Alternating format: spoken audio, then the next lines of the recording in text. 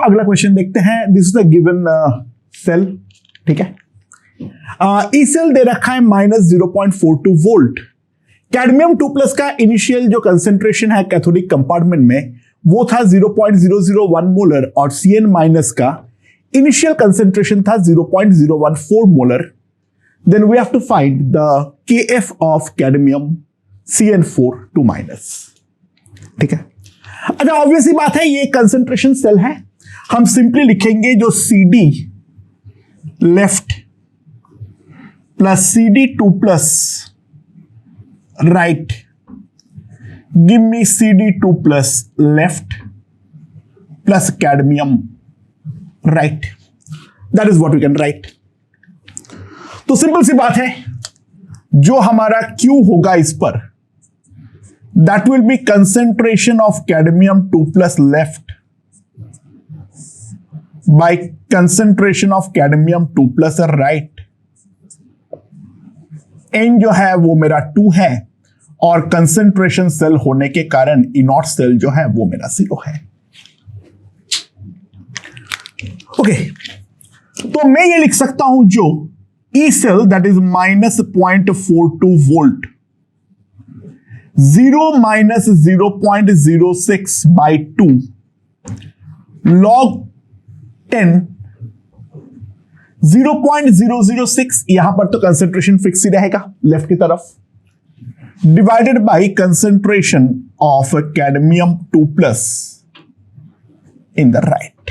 That is what I can write right now here.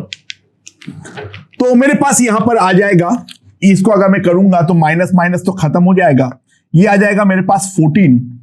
तो cadmium 2+ right हम देख सकते हैं 0.006 into 10 to the power of -14, so that will be 6 into 10 to the power of -17, so that will be the cadmium 2+ concentration in the right compartment, जो हम लोग साफ साफ देख सकते हैं, ठीक है। ओके, ये कंसेंट्रेशन क्यों हुआ है?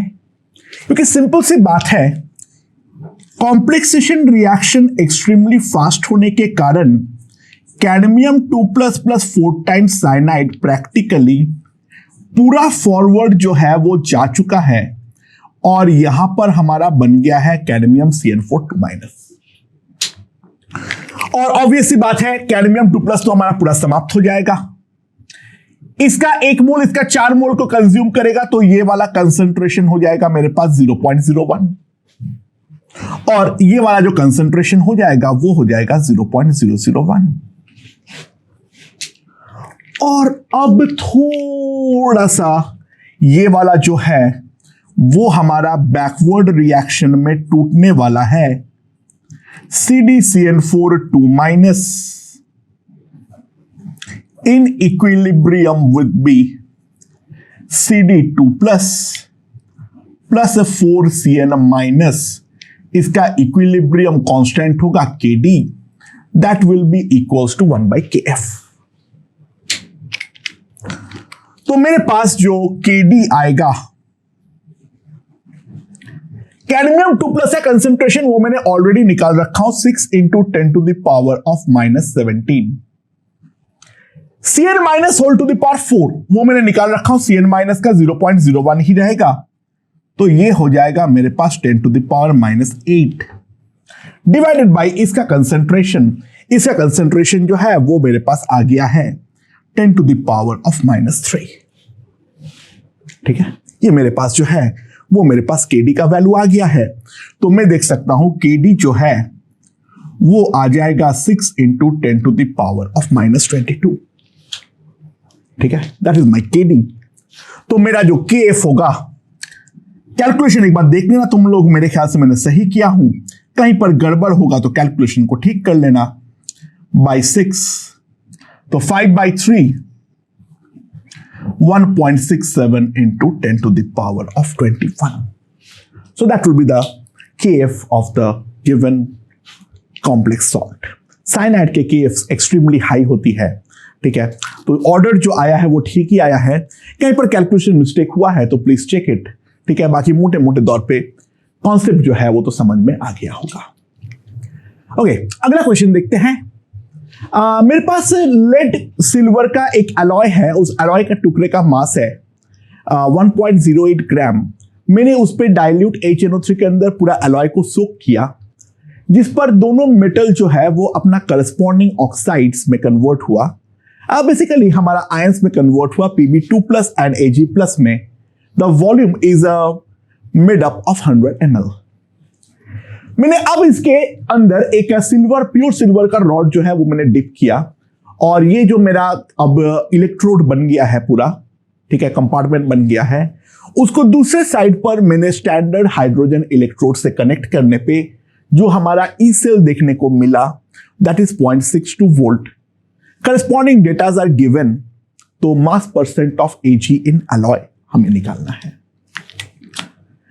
सबसे पहले तो हमें यह सोचना पड़ेगा जो हमारा सेल बनेगा उसका कैथोड कौन बनेगा और एनोड कौन बनेगा। पहली बात देख लो, जो Pb2+ Pb पे जाने का सवाल पैदा ही नहीं होता है, क्योंकि उसका तो हमारा E0 जो है वो हमारा नेगेटिव है, तो उसको पॉजिटिव बनाना तो बहुत ही ज्यादा मुश्किल रहने वाला है। वो वाला रिएक्शन तो नहीं होगा, तो मोस्ट प्रोबेबली जो सेल होगा उसका एनोड हमारा स्टैंडर्ड हाइड्रोजन इलेक्ट्रोड हो जाएगा, यानी क्या हो जाएगा, H2 gas is giving me 2H plus aqueous plus 2 electron. और जो हमारा कैथोड हो जाएगा, उस कैथोड में सिंपली जो हमारा सिल्वर रॉड है उसके ऊपर फर्दर सिल्वर का एक्युमुलेशन होने वाला है। That is the reaction that I can think of, right. Okay, तो जो मेरा E0 सेल होगा वो कितना होगा, E0 PtH2H+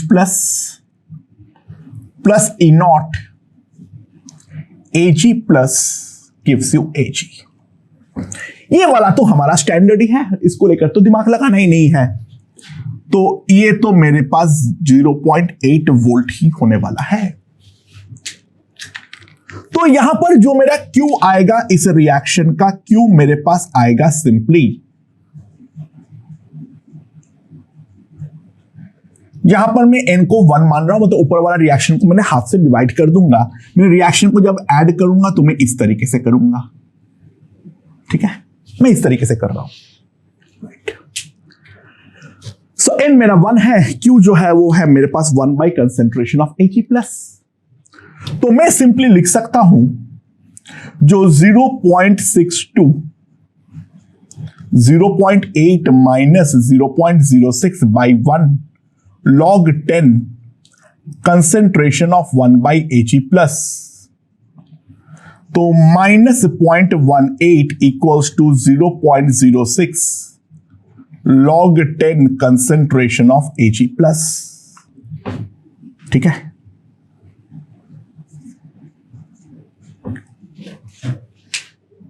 तो मेरे पास सिंपली ये आ जाएगा जो log 10 concentration of Ag+ is equals to -3। तो Ag+ का जो कंसेंट्रेशन मेरा बना था वो मेरा बना था 10⁻³ molar, but volume of the solution जो था वो मेरे पास था 100 ml। तो सिंपल सी बात है, मोल्स ऑफ Ag+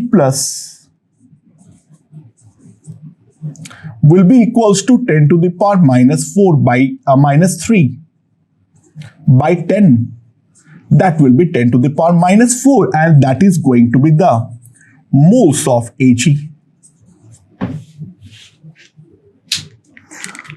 तो सिंपल सी बात है, जो हमारे पास आ जाएगा mass of Ag that will be equals to 1.108 into 10⁻⁻4 ग्राम, तो 1.08 into 10⁻⁻2 ग्राम।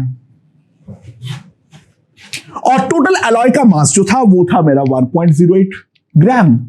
तो हम सिंपली लिख सकते हैं जो हमारा मास परसेंटेज है that is equals to 1.08 into 10 to the power minus 2 divided by 1.08 into 100. So that is coming out to be equals to 1%. Okay? Okay दोस्तों, इस वाले क्वेश्चन में क्या बोला है? A solution is a 1 molar in K2Cr2O7 and it is buffered at a pH equals to 1. It is treated with 50% of SN required to convert all dichromate to chromium plus 3. Then after treatment, what is going to be the E of the electrode? The E naught value is given to us. Right. अच्छा, क्या होगा, क्या reaction? देखो, Cr2O7 2 minus Cr2O7 2 minus ये हमारा दे रहा है chromium plus 3. ठीक है, यहां पर ये दे रहा है क्रोमियम प्लस 3.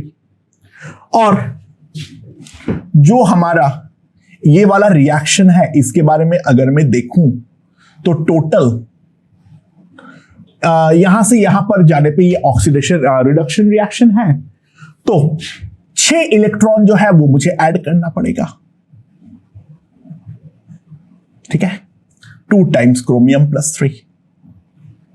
एंड नाउ अब हमें चार्ज बैलेंस करना पड़ेगा, तो चार्ज बैलेंस के लिए हमें करस्पॉन्डिंग H प्लस जो है वो हमें ऐड करना पड़ेगा. तो यहां पर है +6 और यहां पर है -8, तो यहां पर मेरे पास आ जाएगा 14H प्लस और मेरे पास पैदा हो जाएगा यहां पे.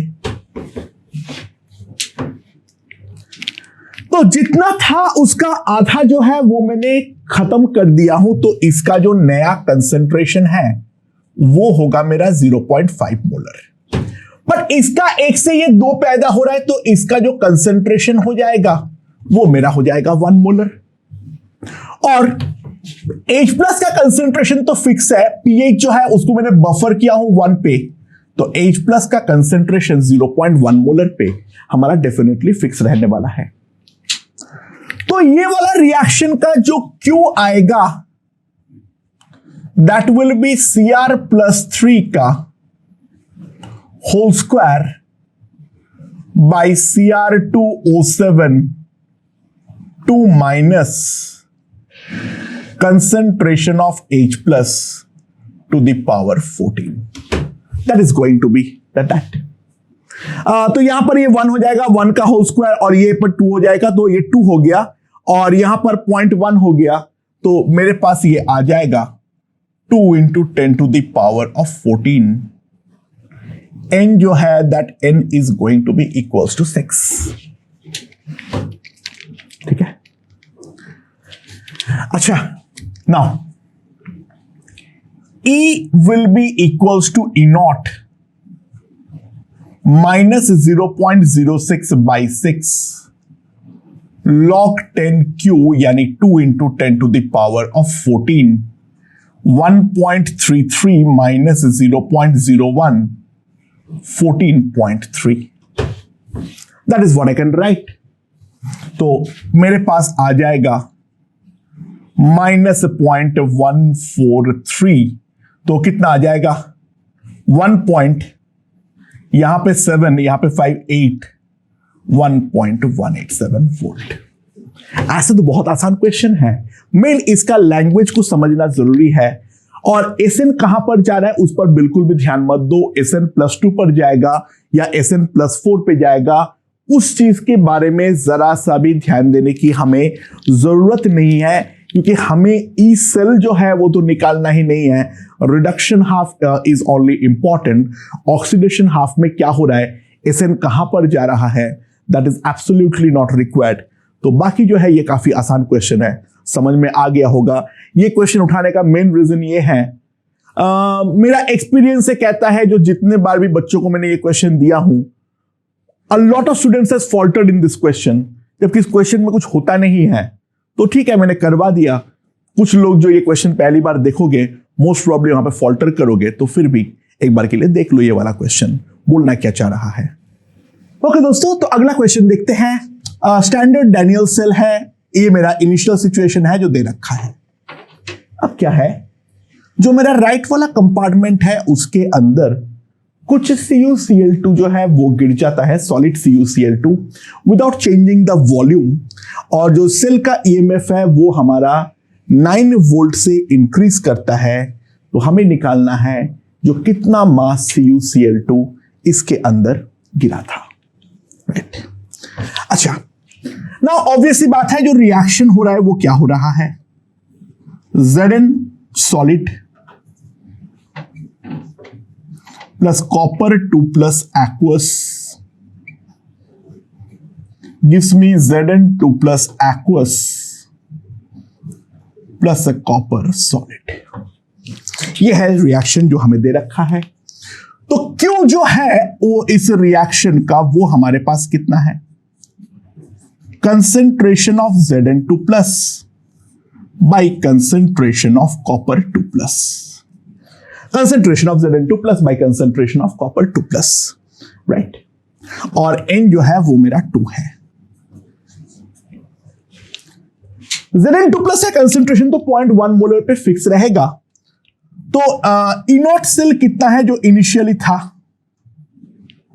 1.1 वोल्ट, और E सेल इनिशियली जो होगा 1.1 minus 0.06 by 2 log 10 0.1 by 0.1 that will be 1.1 volt.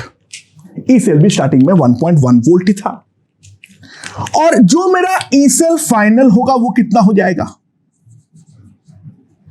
1.109 volt. तो क्या आ जाएगा मेरे पास 1.109 that is equals to 1.1 minus 0.06 by 2 log 10। Zn2 plus का कंसेंट्रेशन तो अभी भी 0.1 है और इसका कंसेंट्रेशन मेरा C बन जाएगा, राइट। तो सिंपली अगर हम ध्यान दें तो मेरे पास जो आ जाएगा 0.009 equals to minus 0.03 log 10 0.1 by C। तो ये मेरे पास है कितना, ये मेरे पास कितना आ जाएगा, माइनस को अगर मैं ध्यान दूं तो ये हो जाएगा 10 to the power of minus 0.3 is equals to 0.1 by C। ये मेरे पास आ जाएगा, राइट। तो 10 टू द पावर 0.3 जो होता है वो होता है 2, तो ये हो जाएगा मेरा 0.5। तो जो C आ जाएगा, C जो है वो कितना हो जाएगा 0.1 divided by 0.5 that will be equals to 0.2। तो जो नया कंसेंट्रेशन है वो है मेरा 0.2 मोलर। तो Cu2 प्लस का नया कंसेंट्रेशन 0.2 मोलर है, 0.1 तो पहले से ही था। तो Cu2 plus due to CuCl2 कितना आ जाएगा 0.1 मोलर, और ये हमारा 100 ml सॉल्यूशन पे हुआ है। तो मोल्स ऑफ CuCl2 मेरे पास हो जाएगा 0.01। तो जो करस्पॉन्डिंग मास होगा दैट विल बी सिंपली 1.35 ग्राम। तो इतना मास जो है वो हमारा यहां पर गिर रहा है। ओके दोस्तों, so now let's look at this question. ये हमें दे रखा है, ये वाला हमारा सेल है, उसका ई सेल जो है वो है मेरा 0.06 volt. We have to compute the second dissociation constant of sulphuric acid. जो रिलेवेंट डेटा है वो हमें दिया हुआ है। अच्छा, ऐसे क्वेश्चन को हम लोग हमेशा कंसेंट्रेशन सेल पे कन्वर्ट कर लेते हैं, बट यहां पर प्रॉब्लम ये है, जो कंसेंट्रेशन सेल पे कन्वर्ट करने के बाद चलो मैं Pb2 प्लस का कंसेंट्रेशन तो मैं निकाल लूंगा, लेकिन मुझे चाहिए होगा सल्फेट का कंसंट्रेशन। उसके लिए मुझे KSP का डेटा जो है वो तो हमें दिया हुआ है ही नहीं। तो बेसिकली ट्राई टू अंडरस्टैंड, सबसे पहले मुझे KSP का डेटा जो है वो हमारे लिए निकालना जरूरी है, क्योंकि जब तक मैं PbSO4 का KSP नहीं निकाल पाऊंगा तब तक मैं ये वाला क्वेश्चन को आगे सॉल्व कर ही नहीं पाऊंगा। तो उसके लिए पहले इन दोनों इक्वेशन को इस्तेमाल करते हैं। Pb2 plus 2 electron gives me Pb solid। ये एक इक्वेशन हो गया है मेरे पास, और यहां पर मैं लिख सकता हूं Pb solid plus sulphate gives me PbSO4 plus 2 electron. तो ये वाले रिएक्शन का E1 नॉट दिया हुआ है, ये वाला रिएक्शन का E2 नॉट दिया हुआ है। तो इन दोनों रिएक्शन को अगर मैं ऐड करूंगा तो मेरे पास तो ये आ जाएगा Pb2 plus sulphate giving me PbSO4 solid. और इस वाले का जो है वो रिएक्शन का है 1/KSP। तो डेल्टा G का फंडे से अगर मैं ध्यान दूं, N तो मेरा दोनों में ही 2 है, तो -2F into E1 not plus E2 not, और इसका डेल्टा G क्या होता है -RT ln 1/KSP। अच्छा, माइनस माइनस खत्म कर दो। E1 not plus E2 not, इन दोनों को अगर मैं ऐड करूंगा तो मेरे पास हो जाएगा 0.24, that will be 0.06/2 with a minus sign log 10 KSP। ये मेरे पास आ जाएगा। तो यहां पर जो मेरे पास आ जाएगा that will B 8।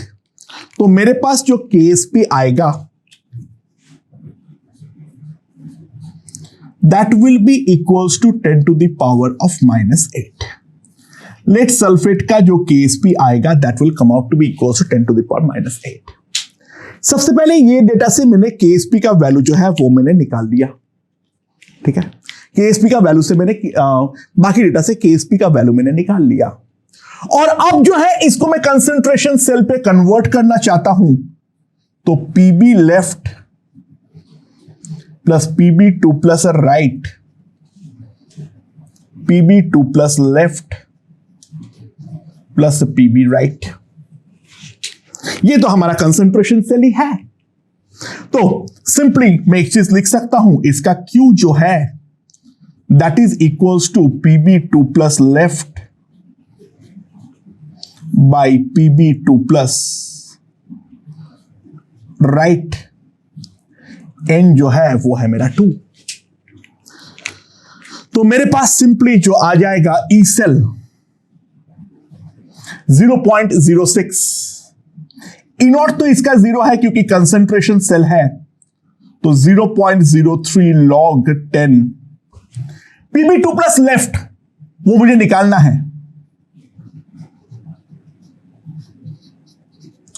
Pb2 plus right मैं जानता हूं कितना, 2.5 into 10 to the power of -5 molar. यहां पर अगर मैं करूंगा तो ये 10 to the power -2 आएगा। तो मेरे पास यहां से आ गया है जो concentration of Pb2 plus left is equals to 2.5 into 10 to the power of -7 molar. ये मेरे पास आ गया है, बट KSP मुझे मालूम है, तो यहां से मेरे पास कंसंट्रेशन ऑफ सल्फेट जो है वो मेरे पास आ जाएगा। तो कंसंट्रेशन ऑफ सल्फेट कितना होगा,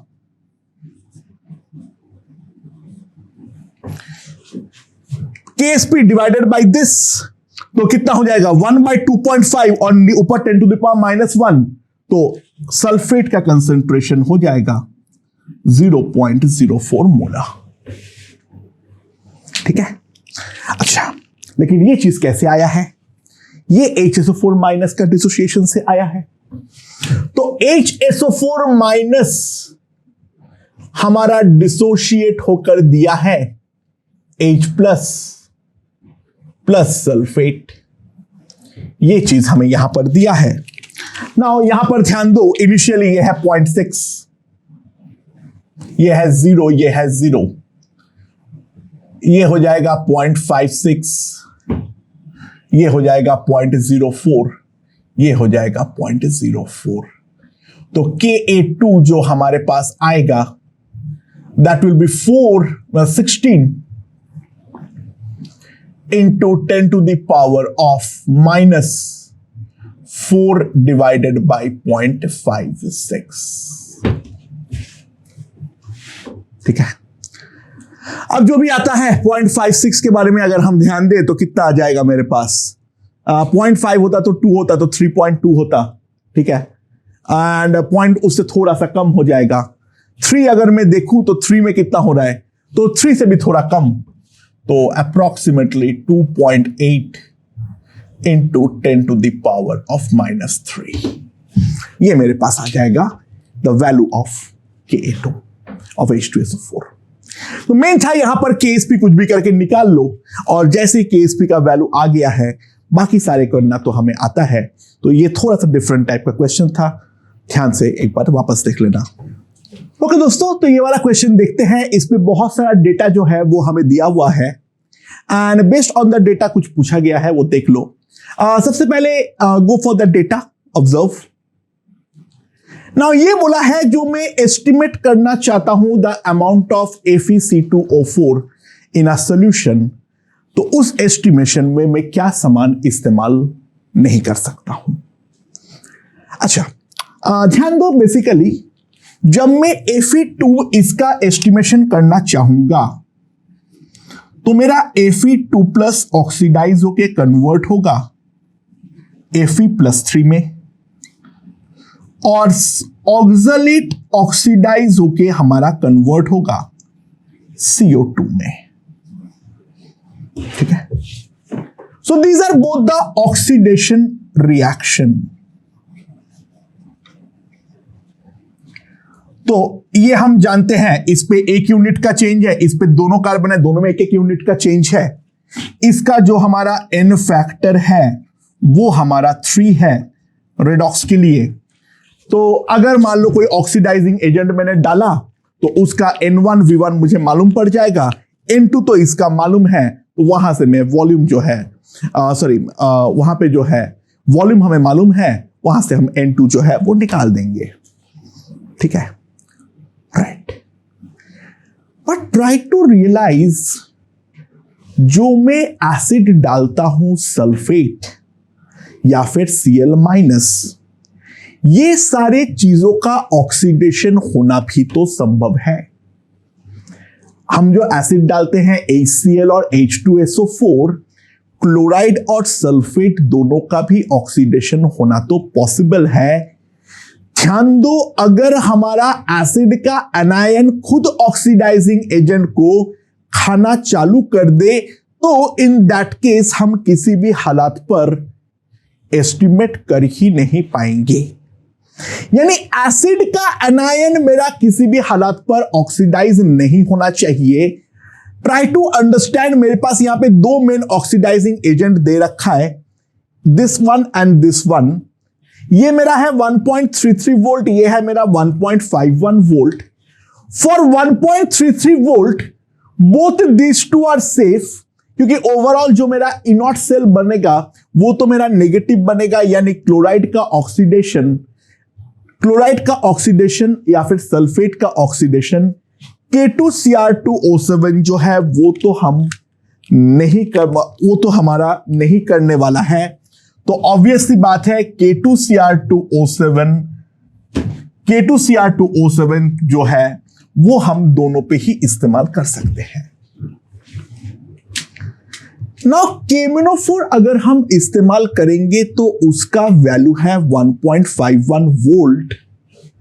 वो -2 जो है उसको तो पार नहीं कर पाएगा, लेकिन -1.36 को पार कर जाएगा।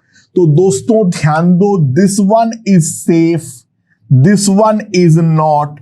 तो यहां पर हम इसको इस्तेमाल नहीं कर पाएंगे क्योंकि KMnO4 will oxidize Cl minus also to Cl2. KMnO4 will oxidize Cl minus also to Cl2. Sulphate जो है सल्फर मैक्सिमम पे बैठा हुआ है, बेसिकली ऑक्सीजन का ऑक्सीडेशन होगा due to the peroxy linkage. वो बहुत ही ज्यादा टफ काम होने वाला है, try to understand that thing, ठीक है। बाकी जो है Cl माइनस का प्रेजेंस में हम कोई भी KMnO4 का ऑक्सीडेशन रिएक्शन नहीं करवा पाएंगे क्योंकि वहां पर Cl माइनस खुद भी ऑक्सीडाइज होने का अच्छा खासा टेंडेंसी रखने वाला है।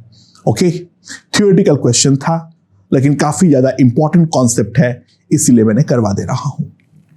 ओके दोस्तों, we have a fuel cell जिसका कैथोड और एनोड का रिएक्शन हमारा दिया हुआ है और 25 डिग्री सेल्सियस पे हमें E0 का वैल्यू जो है वो हमारा दिया हुआ है। एंड बेस्ड ऑन दैट ये पूछा है जो हमारा gives free energy of formation of H2O liquid कितना है, टेम्परेचर कोएफिशिएंट ऑफ सेल अगर दे रखा है तो एंट्रोपी ऑफ फॉर्मेशन कितना है, और delta G formation at the 318 kelvin of H2O liquid कितना है। इस वाले पार्ट पे अजम्पशन रहेगा जो delta HF0 and delta SF0 हमारा टेम्परेचर इंडिपेंडेंट होने वाला है। अच्छा, first part is pretty simple. जो हमारा E0 है वो तो बेसिकली फॉर्मेशन रिएक्शन ही है वाटर का, ठीक है। तो ये वाले रिएक्शन का एन जो है वो है मेरा 2 for 1 mole of water. 1 mole water के लिए जो एन है वो मेरा 2 है। ऑब्वियसली डेल्टा जी एफ पर मोल जो है वो निकालने वाला हूं, तो सिंपली जो मेरे पास डेल्टा GF0 आएगा तो that will be equals to -N 96500 joule per mole.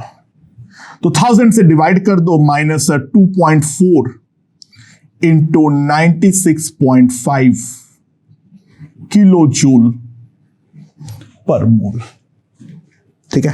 तो यहां पर कितना हो जाएगा मेरे पास, जितना भी होगा, I have done the calculation, that is -231.6 kilo joule per mole.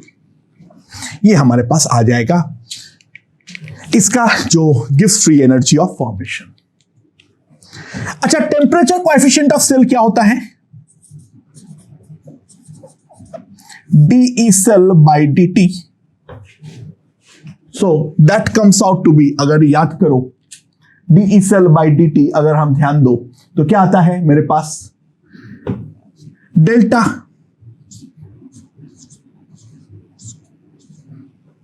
By NF, ये हमारे पास आता है, right, sorry with the minus sign, हाँ, ये हमारे पास आता है। So this is equals to 10 to the power of -3।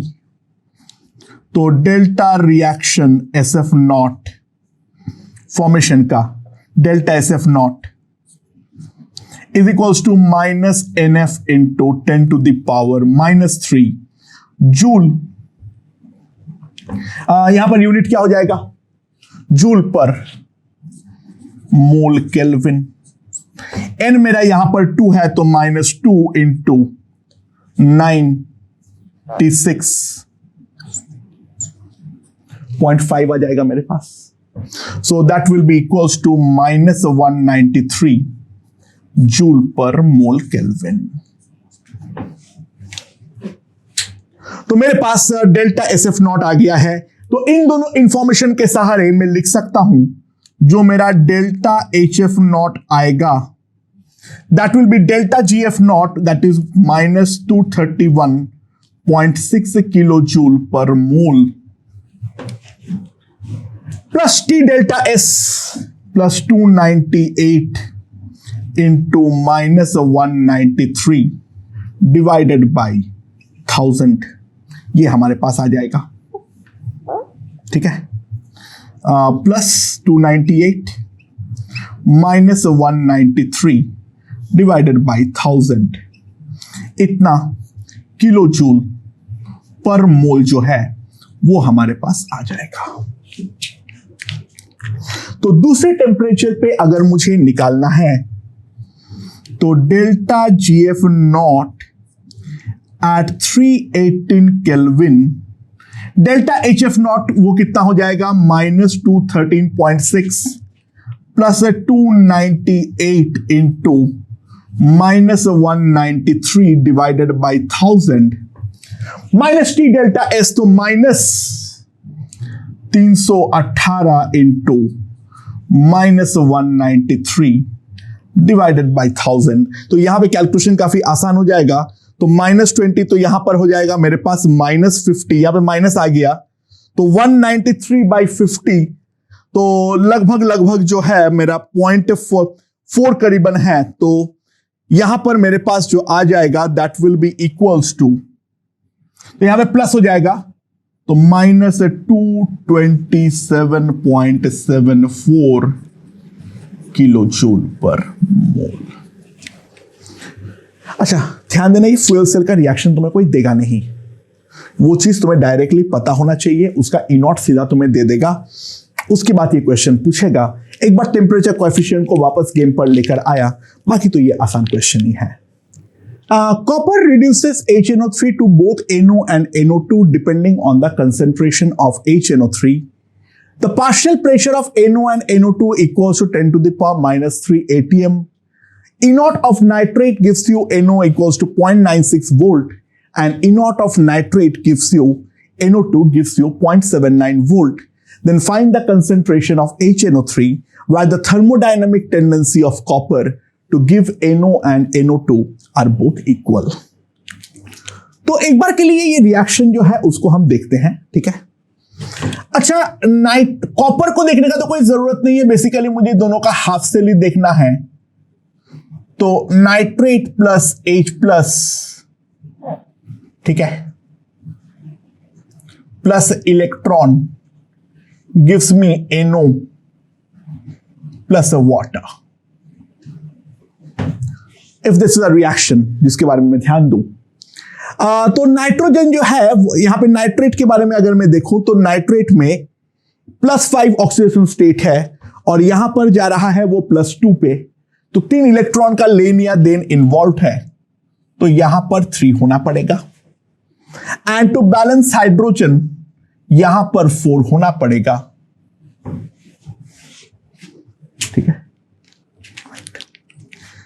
And similarly जो दूसरा वाला रिएक्शन है उस पर है nitrate plus H plus plus electron gives me NO2 plus water. ये +5 है, ये +4 है, यहां पे तो एक ही इलेक्ट्रॉन होगा, तो बैलेंस द चार्ज यहां पर 2 हो जाएगा, यहां पर तो हमारे पास H2O ही आ रहा है। Everything is perfectly balanced. ठीक है, अच्छा, H प्लस जो आ रहा है वो HNO3 से ही आ रहा है, वो बात पे ध्यान देना। तो पहले वाले रिएक्शन का जो हमारा Q1 होगा that will B P of NO divided by concentration of nitrate, उसको मैं C बोल दे रहा हूं, C टू द पावर 4, तो 10 to the power -3 divided by C to the power 5, और इसका N जो है, इसका N हमारा है 3। और दूसरा वाला रिएक्शन का जो Q2 है that is P of NO2, concentration of nitrate C और ये C², तो 10 to the power -3 by C³, इसका N जो है that is equals to 1। So ये वाले का मैं लिख सकता हूं E of nitrate goings to NO, वो मैं कितना लिख सकता हूं? That will be 0.96 minus 0.02 log 10 base 10 to the power minus 3 by C to the power of 5. ठीक है? और E of nitrate gives me NO2 0.79 0.06 log 10 to the power minus 3 by C cube. ये दोनों जो है वो हमारा इक्वल होना पड़ेगा। तो मैं काम करता हूं, ये दोनों को इक्वेट कर देता हूं, this to must be equal. तो दिस माइनस दिस हमारे पास कितना आ जाएगा? That will be equals to 0.17, that will be equals to 0.02, कितना आ जाएगा? 0.02 log 10 to the power minus 3 by C to the power 5 minus 0.06 10 to the power minus 3 by C cube. That is what I can write.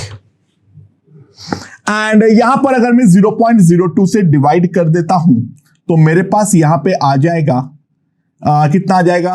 17 by 2 8.5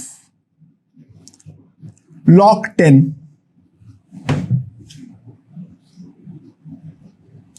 minus 3 by this, और इसको उल्टा कर दूंगा तो C to the power 9 by,